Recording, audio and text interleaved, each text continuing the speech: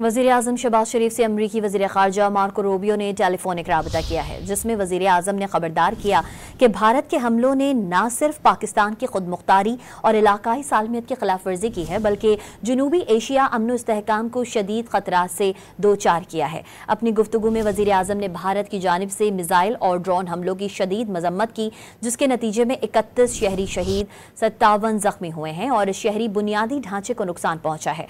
वज़ीर-ए-आज़म ने पाकिस्तान की खुद और इलाकाई सालवियत का हर कीमत पर दिफा करने के पुख्ता अज़्म का इयादा किया। अमरीकी वज़ीर ख़ारजा को बता दिया कि पाकिस्तानी अवाम भारत की बिला इश्तियाल जंगी कार्रवाइयों से शदीद गुस्से में है।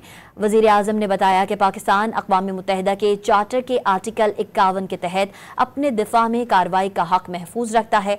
वज़ीर-ए-आज़म ने जनूबी एशिया की मौजूदा सिक्योरिटी सूरत हाल पर सदर ट्रंप की तशवीश को सराहा। सेक्रेटरी रूबियो ने कहा कि अमरीका जनूबी एशिया की सूरत हाल पर गहरी नजर रखे हुए है, क्योंकि वो खित्ते में अमन और इस्तेहकाम को फरोग देने के लिए पुरअज़्म है।